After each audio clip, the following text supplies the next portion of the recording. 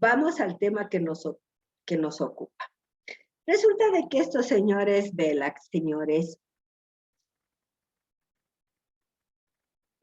estudiantes míos, qué bueno, ¿no? O sea, Velax eran marido y mujer y se propusieron estudiar con todo el boom de los test que había, se propusieron estudiar y crearon esta serie de test del CAT, Children a Perception Test. Y es toda una serie buenísima, chicos, porque muy útil para todos nosotros. Si queremos hacer clínica, de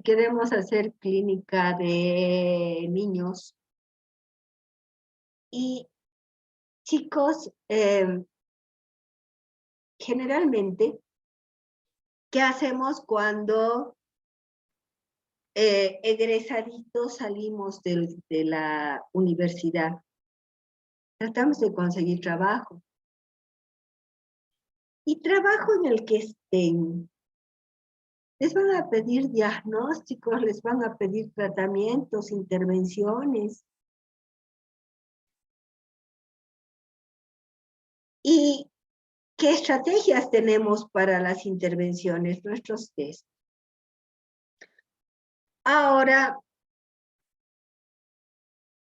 nosotros, quiero dejar esto establecido, los test no son nada sin una entrevista. El marco de la interpretación lo da la entrevista. El marco de la interpretación lo da la vivencia que ha tenido esta persona a lo largo de su existencia para producir X o Z discurso. Sin ese marco de base, no vale nada. ¿Sí?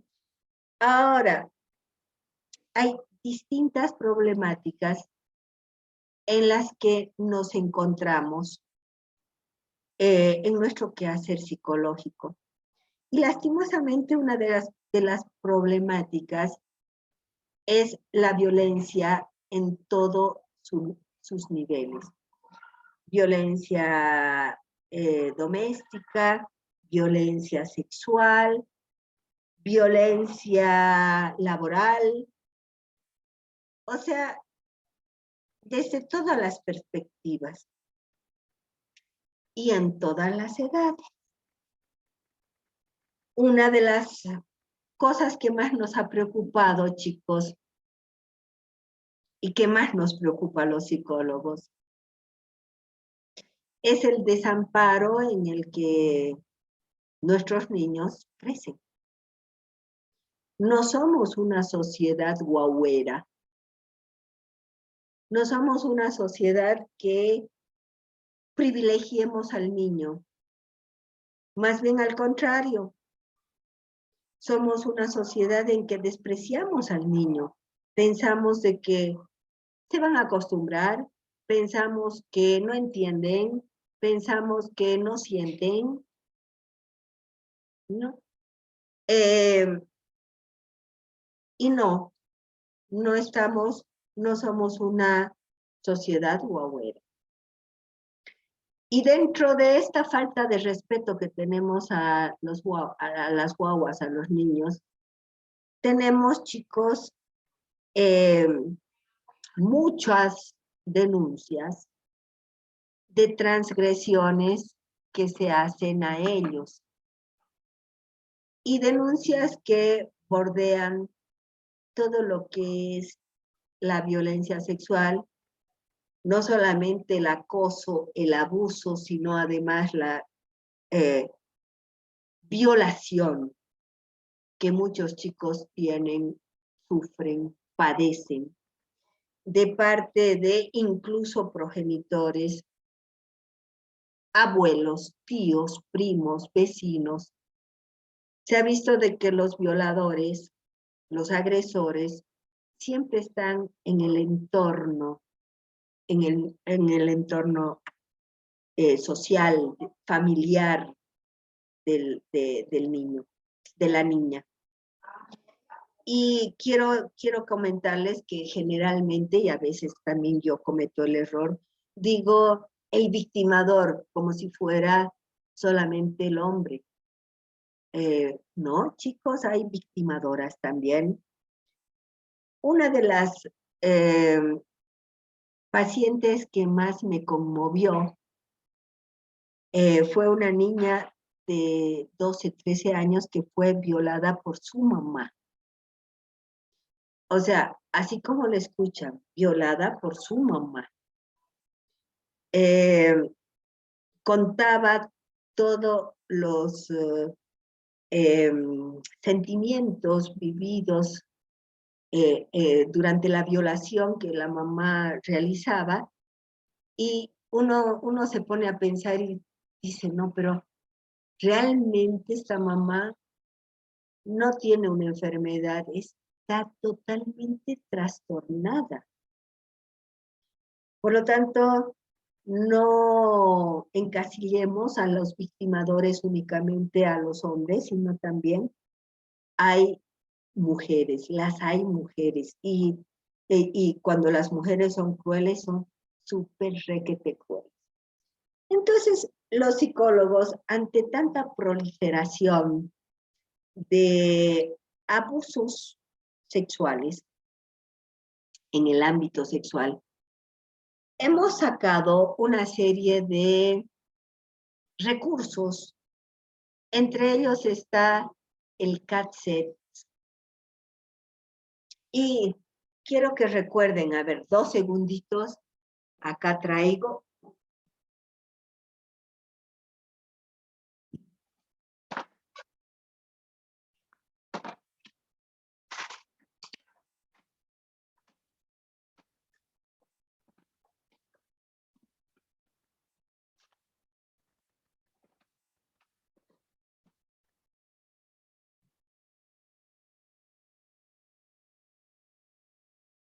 Perdón, ayer lo tenía preparado para mostrarles, para hacerles recuerdo, pero les hago recuerdo que tenemos el HTP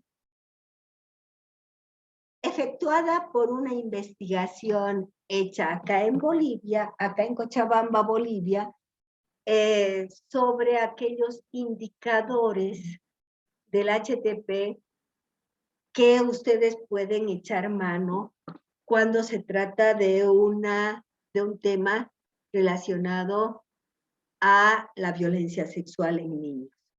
No, o sea, no se olviden, ayer justo lo separé para hacerles recuerdo, y ahora entre tantos papeles, porque he tenido la defensa de las tesis, bueno, entre tantos papeles, otra vuelta se me ha entrepapelado. Pero recuerden ustedes que tenemos como test gráfico el HTP para específicamente valorar violencia sexual, tanto abuso como violación, tanto cualquier tipo de acoso, abuso o violación. Tenemos ahí un gran instrumento hecho en Bolivia para los bolivianos e investigado desde el ámbito boliviano. Ahora vamos a ingresar al CAT-SEX. Hoy día vamos a hablar del CAT-SEX y el día de mañana vamos a hablar del CAT-suplemento, y con eso nos vamos a despedir y nos vamos a amar tiernamente por la eternidad. Pero vamos a ver un tanto el CAT-SEX. Primero quisiera que veamos las imágenes. A ver.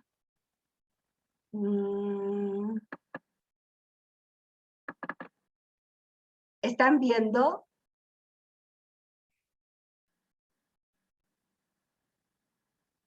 Estoy Sí, compartiendo, chicos. sí, licenciada, pero solo se ve su pantalla de la compu.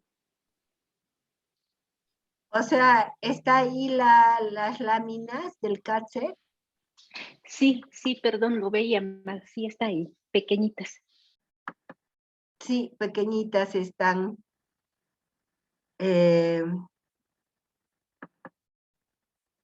A ver, voy a tratar de agrandar.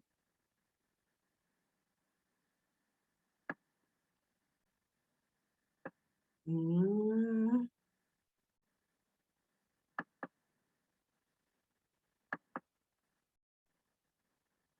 Permítanme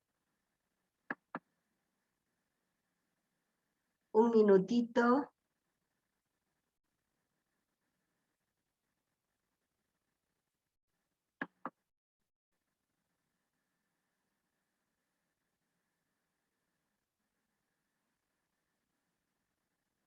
No sé cómo agrandarlo.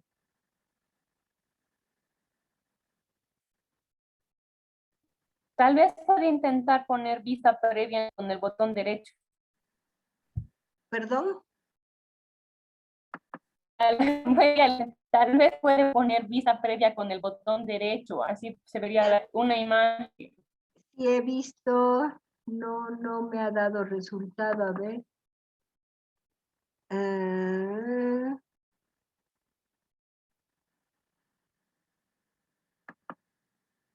No, no me da resultado. Bueno, tratemos de acomodarnos. Ustedes van a tener el CAT en grande.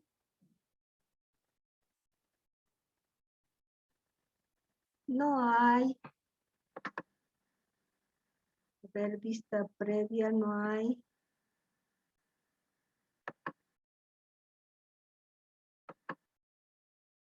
Bueno, chicos, este es el CAT-SEX. Como ustedes verán, acá el CAT-SEX tiene determinado tipo de característica. Creo que prefiero primero hablar y después el CAT-SEX les decía que tiene determinado tipo de característica. No son 20 láminas, son pocas láminas, pero son láminas que movilizan precisamente todo lo referente a lo que es lo sexual. Por ejemplo, la primera lámina. La primera lámina, ustedes van a ver ahí un adulto mirando, espiando el cuerpo de la niña o del cuerpo del niño. No se sabe si es niña o niño. Y esta lámina es muy buena y tiene una saturación muy grande a nivel proyectivo en relación a dos temáticas importantísimas. Uno, la temática del cuerpo del niño, el esquema corporal. Ustedes saben de que el esquema corporal, ustedes están en conocimiento de que el esquema corporal no es algo que nosotros, después te llamo, hijito, no es algo que nosotros tengamos con, acuérdense de genética, con el esquema corporal ya así totalmente definido. Nosotros vamos a través de la acción interiorizando poquito a poco el esquema corporal.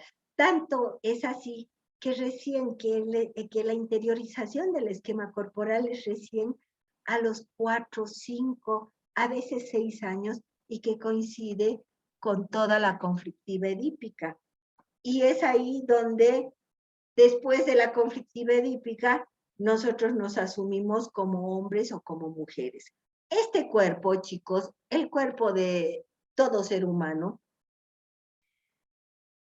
es un cuerpo que da sensaciones, produce sensaciones y que sorprende tanto al mismo niño, niña, como a los demás. La experiencia es, primero, autoerógena, es decir, el niño mismo se tiene que conocer las reacciones de su cuerpo.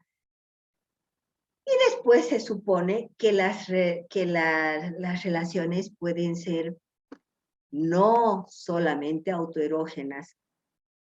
Sin embargo, esto depende muchísimo del medio en el que uno se cría y de las vivencias a las que está sometido. El cuerpo puede ser tomado como algo naturalísimo y eso depende del otro. Por ejemplo, depende del otro y de la mirada del otro, en tanto cuerpo de niño erógeno o de niña erógeno o no. Si nuestros papás, si los que nos rodean, nos hacen internalizar un cuerpo, sí, que tiene sensaciones, que tiene vibraciones, pero de una forma normal y natural, pues vamos a tener un desarrollo máximo, neurotiquito, pero totalmente normal. Pero ¿qué pasa con cuando un medio no respeta, no se porta en forma, vamos a decir, normal? Por lo tanto, en esta primera figura vamos a tener las dos posiciones que les decía. Uno, el yo frente a su cuerpo, el yo frente a ese cuerpo que tiene determinado tipo de experiencias y que de alguna u otra forma es aceptado o no. De alguna u otra forma tiene sus conflictillos como su identificación sexual, soy hombre, soy mujer, tengo falo, no tengo falo, estoy completa, no estoy completa, o soy completo, no soy completo. Y bueno, y acá está el yo frente al cuerpo, pero acá también está la mirada del otro. ¿Qué pasa con la mirada del otro? ¿Es una mirada, como yo les decía, natural, normal? ¿O es una mirada que despierta determinado tipo de culpabilidad por ser una mirada libidinal, por ejemplo, ligada a lo sexual? Por lo tanto, esta primera lámina nos va a dar en forma muy clara esas dos posibilidades de discurso. El autorreconocimiento de sí mismo en tanto esquema corporal, pero además el cómo influye su cuerpo en el otro. Es una muy buena lámina para, o sea, no se olviden de que el niño no se inventa nada. No se olviden de que el niño va a decir lo que siente y lo que piensa y lo que percibe. Y por lo tanto, es muy importante de que, o sea, el procedimiento en el CAT-6 es igual que el procedimiento en el CAT-H y en el CAT-A. Después de contar la historia, ustedes pueden preguntar todo lo que ustedes consideren pertinente. Por lo tanto, aquellos detalles que yo les doy son base para las preguntas que ustedes tienen que hacer. No tienen que decir, ¿y cómo la está mirando el otro? Pero sí pueden agarrar y decir, ¿y qué piensa esta persona? ¿Y quién es esta persona? O sea, gracias a Dios nosotros tenemos nuestro dedito que funciona muy bien cuando agarramos y le preguntamos, ¿quién es él? ¿Y qué está haciendo? ¿Y qué piensa? ¿Y qué piensa este niño, esta niña? Depende de lo que ellos hayan dicho. ¿Qué está haciendo frente al espejo? ¿No? O sea, en base a aquellas características, ustedes pueden armar las preguntas. Vamos a la lámina 2. La lámina 2, chicos, muy sugestiva. La lámina 2 es un adulto que está atrayendo, fíjense, atrayendo, ahí agarrando con las manos a un niño en una posición bastante sugestiva. Alrededor hay una serie de juguetes, alrededor hay una serie de elementos lúdicos que pueden ser transformados y pueden influir en ya sea una relación de adulto y de niño o de niña frente a lo lúdico, o puede transformar esta lámina en una lámina con un discurso de contenido sexual.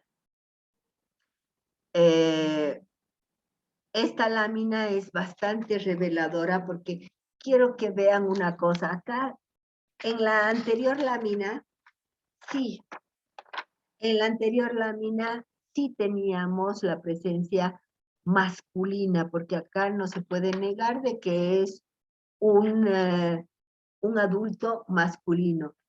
En cambio acá, ustedes pueden ver de que puede ser incluso proyectada la imagen femenina, no siempre masculina. Entonces, esta lámina les puede dar desde la complicidad y una relación de adulto-niño en total actividad lúdica, hasta puede darles una relación que puede bordear lo negativo, lo que estamos buscando precisamente con el cat sex, que es todo lo referente a las transgresiones sexuales. La lámina 3. La lámina 3 está referida sobre todo a aquellas estrategias que muchos adultos asumen o implementan para atraer a los niños y a las niñas. Por ejemplo, acá hay un adulto que también es visiblemente un adulto varón. Quiero que se fijen en el pantalón y se fijen en lo fálico que aparece esta figura. O sea, ahí está bastante bien definido el pene, pero este adulto agarra y presenta un anzuelo a la niña, aunque se ha tratado de hacer también niña-niño porque tiene pantaloncito, pero parece más niña, ¿no? De todas formas, los niños pueden proyectarse también con bastante facilidad en esta lámina. Y le está presentando perritos como anzuelo para llevarla a un lugar o llevarlo a un lugar riesgo. Esta lámina nos ha servido muchísimo, chicos, cuando han habido intentos de, no tanto de violación, sino intentos de secuestro. Los intentos de secuestro para ver cuán vulnerable es un niño, una niña, a todo lo que es secuestro. Esta lámina nos ha servido muchísimo para evaluar ese tema. Es decir, se deja encandilar con espejitos, se deja encandilar con animalitos, por más tiernos que parezcan, escondiendo detrás sus malas intenciones, ¿o no? Entonces, chicos, es una muy buena lámina para ver, para evaluar la vulnerabilidad de un menor o de una menor. La lámina 4 es una lámina un tanto más atrevida. También puede ir desde la inocencia más grande, está el papá entrando a tapar a la niña o al niño, está yendo a arropar en la noche. Puede ir desde la inocencia más grande, repito, hasta lo peor. En esta lámina podemos ver no solamente formas más nítidas de acoso, sino también podemos ver incluso asociaciones referidas a la violación, a violaciones, a verdaderas violaciones de tipo sexual. Es una muy buena lámina porque además aparece ahí el niño o la niña en una actitud totalmente pasiva, ¿no? Está durmiendo, está en la cama. Y no hay otra persona más que el adulto y el niño o la niña. Al estar el niño o la niña tapado, ese hecho hace de que la persona a quien estamos tomando proyecte más. No solamente proyecte su inclinación o su identificación sexual, sino también proyecte todo lo que puede puede sucederle o le ha sucedido en relación a los adultos.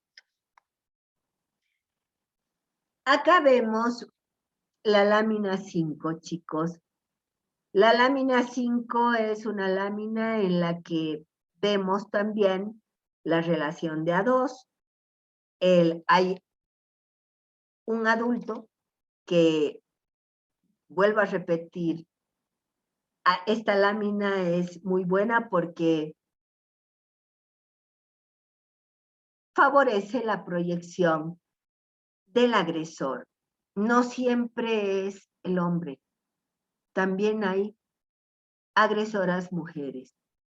Ahí vemos un niño solo, es el yo frente a la soledad, el yo frente al desamparo, el yo frente a la desprotección. Y ahí vamos a ver el papel del adulto. ¿Qué papel juega el adulto? ¿Qué papel juega en función a la relación del niño? Ahora, esta lámina también se la ha utilizado con bastante frecuencia para ver formas de castigo. La violencia no siempre puede ser violencia sexual, sino puede ser violencia doméstica. Y en esta lámina la podemos utilizar independiente para ver formas de castigo. Es muy buena lámina, chicos, porque en esto de formas de castigo, resulta de que nosotros empleamos mucho castigos físicos. Y muchos de los castigos físicos llegan a la crueldad. Y como hace un ratito les decía, estos violentadores pueden ser tanto perfectamente el papá o puede ser perfectamente la mamá. Y esta lámina, para saber cómo se pone la regla, quién impone la regla y qué castigos se dan ante la transgresión de la regla, es muy buena. Y por último tenemos la última lámina, que es la lámina 6, en la que ahí evaluamos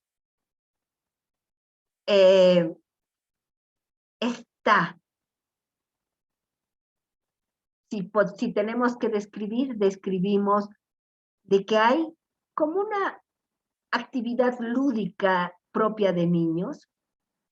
Fíjense, hay niños jugando en conjunto, pero también niños solos. ¿Con quién se identifica la persona? ¿Con el niño solo o con el niño jugando con el otro niño, entre varios niños? Obviamente, el que se excluye, no se excluye a sí mismo porque sí, sino tiene una razón. Hay una diferencia entre el grupo excluye a yo me excluyo.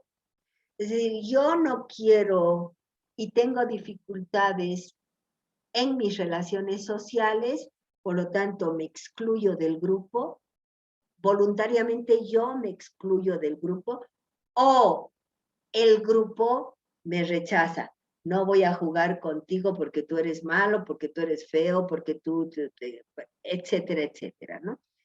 Pero ahí también se ve el riesgo y la peligrosidad a la que se exponen los niños. La pregunta es, ¿qué está haciendo esta persona? ¿Qué está mirando? ¿Qué está pensando? ¿Cómo va a proceder? Y por lo tanto, tenemos otro indicador más para observar, ver, evaluar todo lo referente a violencia. Quiere ser violencia sexual, pero como ustedes verán, puede ser violencia de otro tipo. Con algunas láminas podemos nosotros jugar y evaluar distintas formas de violencia. Chicos, este es el CAT-SEX. ¿Qué hacemos con el CAT-SEX? Pues resulta de que hacemos lo mismo que en el CAT-H y en el CAT-A. Primero pedimos de que el niño se invente un cuento con qué es lo que ha pasado, qué es lo que está pasando y qué es lo que va a pasar después. Y después, una vez que el niño se haya inventado el cuento pertinente, pues podemos proceder a lo que son las preguntas. Cuando nosotros hablamos de los test, cuando nosotros describimos los test, les posibilitamos la construcción de preguntas. Preguntas que pueden aclarar muchísimo o sea, el estado anímico, la dinámica interna del individuo. Ojo, lo que quiero decir es, Uno, la situación de test no tiene sentido sin una entrevista. La situación de test no tiene sentido si no sabemos la vida de la persona. ¿Cómo vamos a encontrar los significantes si no sabemos la vida de las personas? Dos, la situación de test no es el test, es todo lo que rodea al test. Además, cómo se ha comportado, cómo toda esa riqueza que nos da la observación de la conducta, toda esa riqueza que nos da el observar. Muchos dicen, ay, la Pati escanea. Chum, chum, chum, chum, chum, chum, chum. No quiero escanear. Lo que pasa es que observo detalles, porque los detalles hablan de la persona. La situación de test no es el cuento que nos haga el chico. Son los silencios, son los comentarios, son aquellas perturbaciones que se suscitan. Chicos, hace ratito hablaba, por ejemplo, con los chicos de genética. Y en un momento de eso se estaba hablando de los juegos prohibidos y no prohibidos, que son los juegos sexuales, ¿no? Parten de los juegos sexuales infantiles. Y en eso, una persona abre su micrófono, abre su video y se la ve jugando o sea, no estaba enfocada y demás. Todo tiene sentido.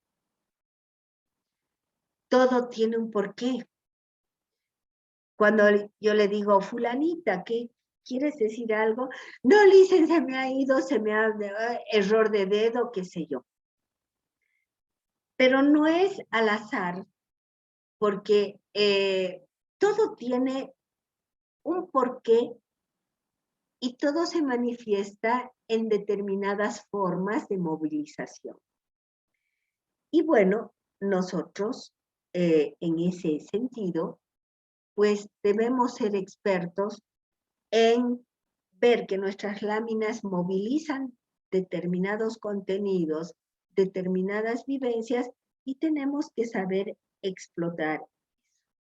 Por lo tanto, la situación no es de que nosotros somos expertos solamente en el test y vamos a agarrar y vamos a narrar y vamos a describir simplemente lo que el niño ha dicho, sino toda nuestra técnica está volcada al qué hacer con esa narración del niño, qué aspectos más preguntar, cómo profundizar esas asociaciones que el niño ha dado. Las asociaciones, el cuento, es lo más consciente. Lo no dicho puede ser lo más latente. Y lo no dicho tiene que ser muchas veces preguntado por usted.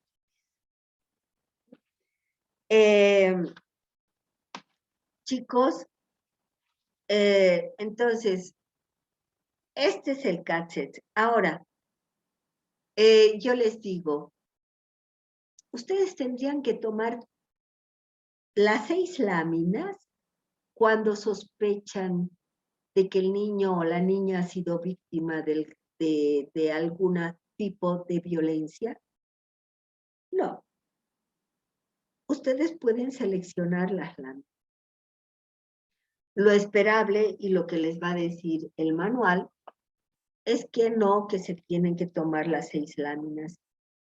Pero, ojo, yo les diría de que ustedes pueden seleccionar. Ahora, ¿cómo se corrige el CATSE? Se corrige de la misma forma que hemos venido corrigiendo todos los test que tienen un estímulo audiovisual. Estímulo audiovisual, nuestras láminas. En un principio, nuestras láminas se han convertido en pruebas así totalmente estratégicas que son aplicadas rigurosamente por el psicólogo. El psicólogo es el único que puede tomar estas láminas porque es el único que puede ver toda esa riqueza que no es el test solamente el que nos brinda, sino todo esto que yo les manifiesto y les digo que tienen que tomar en cuenta. Obviamente, primer paso para la corrección, nivel descriptivo, nivel interpretativo, pero no solamente del discurso, chicos, sino de toda la conducta asumida por el niño durante la prueba. No se olviden la observación de la conducta, no se olviden la observación cómo se presenta el niño, no se olviden relacionarlo con los determinados aspectos vivenciales que han sido dados a través de la entrevista. Entonces, cada una de las láminas va a tener un resumen de acuerdo a el estímulo de la lámina, de acuerdo a la historia del sujeto, al motivo de consulta. Y entonces, todo eso lo tenemos que relacionar en un todo integrado y coherente y lógico que explique lo que está sufriendo el niño o lo que el niño o la niña está asumiendo y cómo lo está asumiendo. Luego, chicos, viene directamente, o sea, ustedes tienen que irse a el manual, y en el manual ustedes no van a ver un protocolo, pero sí van a ver conflictos que explora, por ejemplo acá, conflictos que explora. Acá tenemos respuestas típicas y acá tenemos las respuestas anormales. Es decir, que tenemos en el manual un respaldo para ver las respuestas anormales que nos ha podido dar el niño y en ese sentido ser la alerta de que algo está pasando. Por último, con todo este contenido ya analizado, nos vamos a hacer el informe final o el informe psicoanalítico, sin olvidarnos las reglas que tenemos en el informe psicoanalítico, pero sobre todo, si hemos tomado CAT-SEC, ¿por qué? ¿Qué metas, qué objetivos me han llevado a tomar este test?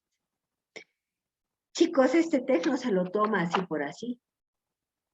Este test se lo toma en dos situaciones muy puntuales. Cuando se cree que se ha tenido una violencia, ya sea de este tipo sexual, o ya sea una violencia, como les he dicho, social o familiar doméstica, dada por algunas de las láminas, información dada por alguna de las láminas. O sea, cuando se sospecha o cuando se ha tenido. Cuando se ha tenido y hay una denuncia, hay una puesta en manifiesto una violencia de tipo sexual o de tipo doméstica,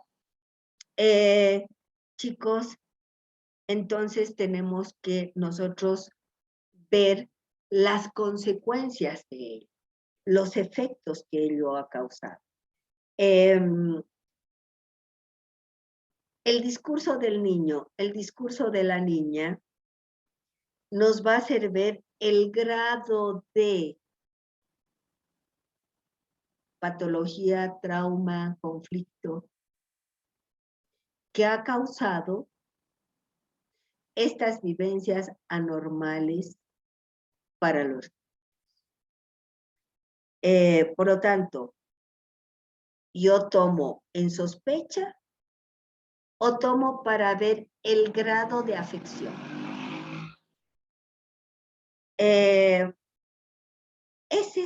O sea, esos son los objetivos más centrales del CAT. Por lo tanto, si he elegido este test para aplicar a los niños, pues a mi paciente, pues por algo será. Entonces yo tengo que responder a los objetivos de este test, que en realidad es un test que evalúa la violencia, a veces no solamente sexual, sino de otros. Bien, tienen la palabra ustedes.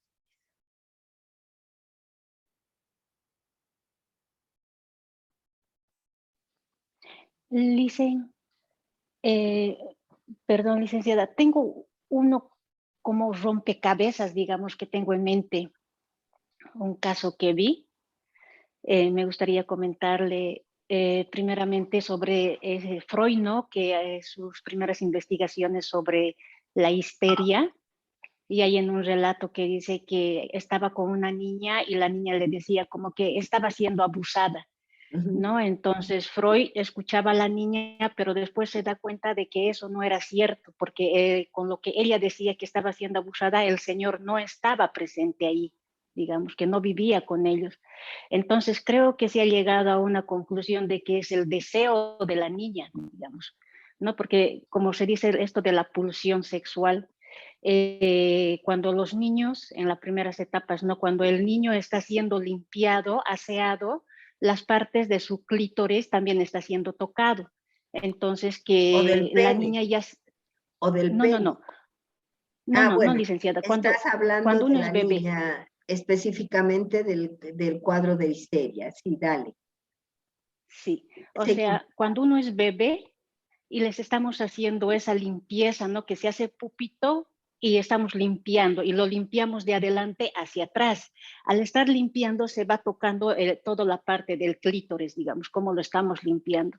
Y esa sensación se queda con la niña. Es algo así lo he entendido. Entonces, la niña está creciendo con eso, con esa sensación que está conociendo, pero no sabe qué es, ¿no? Y eso creo que se queda en la parte de lo que es la latencia. Pero ya, la cosa es que una historia escuché de que unas dos niñas que jugaban, pequeñas ellas, ¿no? Jugaban en la calle y había un hermano que cuidaba a una de ellas, eran amigas las dos, y le cuidaba el hermano a una de ellas mientras que la mamá está trabajando. Eran tres hermanos y una pequeña. Entonces el hermano se lo llevaba a la casa a la niña porque por ser mujercita y no tiene que estar mucho en la calle. Eso ha pasado muchas veces. Entonces, tanto esta otra niña le dice, pero ¿por qué no juegas conmigo? Jugaremos aquí. No, tengo que ir a jugar con mi hermano. ¿Y qué pasó? Tanta insistencia de la otra niña, le dice, ya vamos a jugar a mi casa, te voy a prestar mis muñecas. Entra, dice, a la casa y empiezan a jugar con sus muñequitas. Pero después de un tiempo, les lleva a la recámara el hermano. Entonces ahí hay un juego, le dice, vamos a jugar al papá y a la mamá. Y en las dos camas, las dos niñas que estaban echadas ahí, y jugaba con una primero, ¿no? Con la hermanita, y con la otra después. Pero con la otra persona no ha habido una relación sexual, ¿no? Pero después de ese tiempo creo que me dijo que la mamá ha llegado y a la niña le han hecho escapar por la ventana y la otra niña se ha hecho a las dormidas. Entonces pasó bastante tiempo así y al final se supo que estaba embarazada, pero para estar embarazada ha tenido que ser ya adolescente. Entonces mi pregunta es, o sea, mi duda es, ¿la niña jugaba con el hermano, al papá y a la mamá?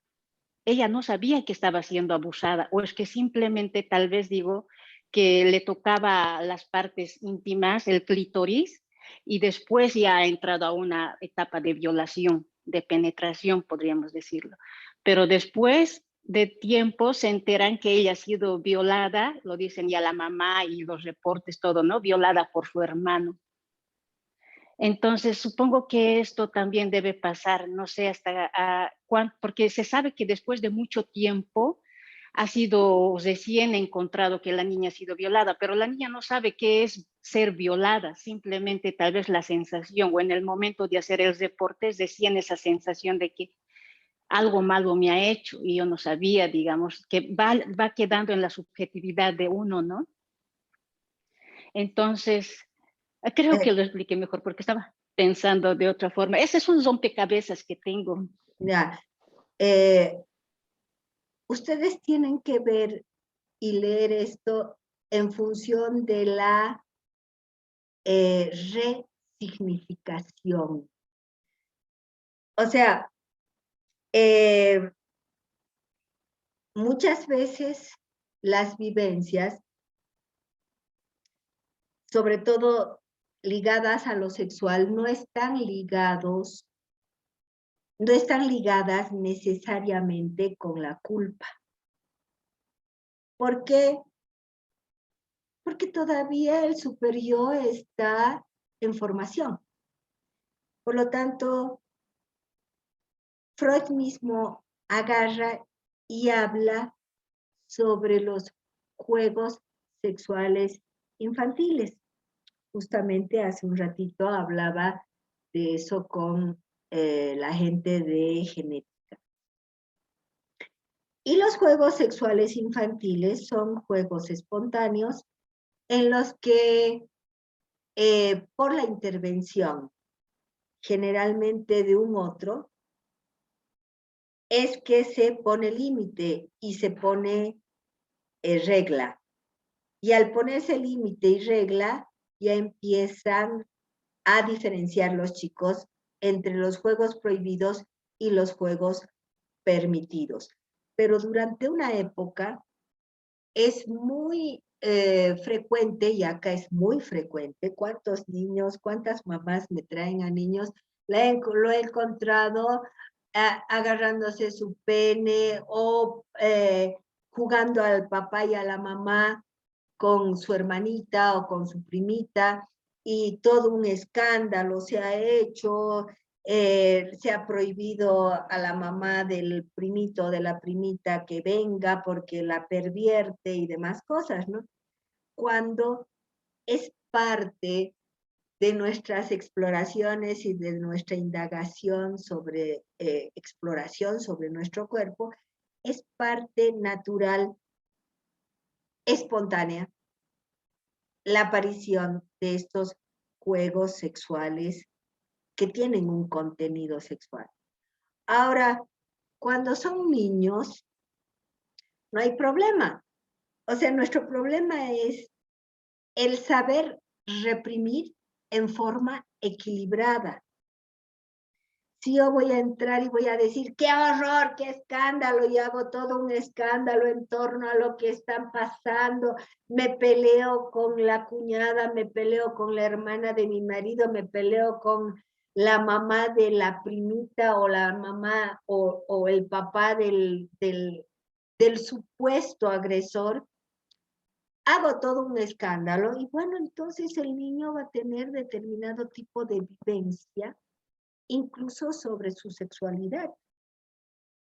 Pero si sé manejarme y cómo reprimir y hablar sobre ello y prohibir de una forma equilibrada, sin necesidad de hacerlo tan traumático, bueno, eso va a tener otro tipo de vivencia, otro tipo de curso. ¿Sí? Por lo tanto, primero, los juegos sexuales infantiles son normales. O sea, claro que producen todo un escándalo en el medio social, en el medio familiar, pero tenemos nosotros que ver de que hasta determinada edad, donde no hay superior, donde no hay todavía culpa, bueno, estos juegos sexuales son permitidos, son espontáneos, son parte de nuestras indagaciones que los seres humanos hacemos tanto de nuestro cuerpo como del cuerpo del otro. ¿Cuándo se considera ya de que hay algo anormal? Cuando es un adulto que abusa de esa inocencia, de esa espontaneidad de la sexualidad del niño. El adulto no es que no sabe lo que hace, sabe perfectamente lo que hace. El adulto sabe de que eso puede dañar a un niño, pero prima su descontrol pulsional, prima su falta de superior o debilidad superior. Por lo tanto, al no tener reglas, al no tener límites, prima únicamente la satisfacción del adulto. Por lo tanto, vamos a echar la culpa al niño o a la niña, vamos a echar la culpa a un niño, a una niña que está en proceso de evolución, que está en proceso de desarrollo y que su sexualidad es objeto de indagación y obviamente está totalmente al azar, a los designios, a las conductas de los mayores que rodean a ese niño. Por eso es de que, obviamente, ese niño, esa niña, puede que no malinterprete al principio, cuando tiene 5 años, 6 años, no malinterprete en forma tan severa la actuación y la conducta del adulto. Pero, Gladys, esa conducta después se resignifica. Esa conducta, cuando la niña o el niño crece y se da cuenta de que hay hechos prohibidos y hay hechos permitidos sexualmente, se da cuenta de que ha sido violada o ha sido abusado por y en determinadas circunstancias. Ahora, esa resignificación tiene un efecto. Y esa resignificación me posibilita el efecto, como efecto, me posibilita como una estrategia metodológica y científica nuestra, me posibilita el catch. O sea, en cuánto se ha dañado al niño, cuál ha sido la severidad del daño, y el CatSex les brinda precisamente la posibilidad de ver el daño que ya está dado por las respuestas anormales. Entonces, ahí precisamente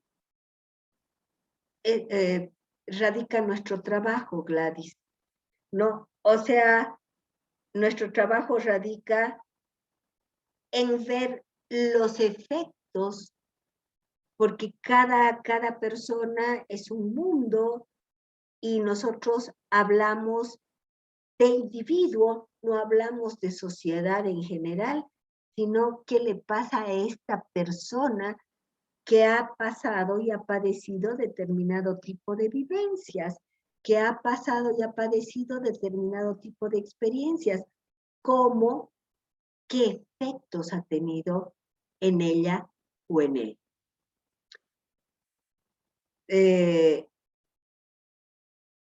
La respuesta está dada, Gladys, sobre todo en el discurso del individuo, ¿no? O sea, hay personas que han sido violadas Hay personas que han sido abusadas, hay personas que han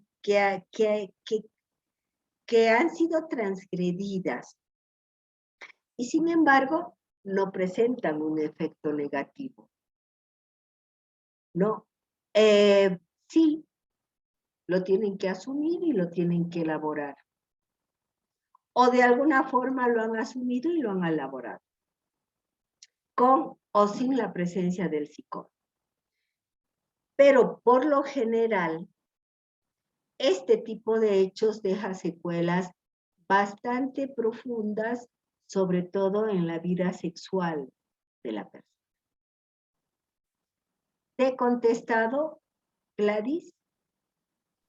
Sí, licenciada, gracias. Es bastante difícil poder interpretarlo eso. Es individual. No podemos dar una respuesta global. Sí. Tenemos que ver la resignificación, tenemos que ver los significantes en ese sentido.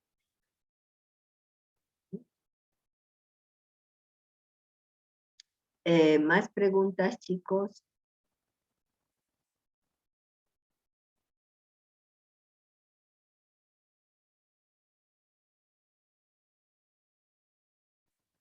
Susana, tú siempre tienes preguntas muy interesantes.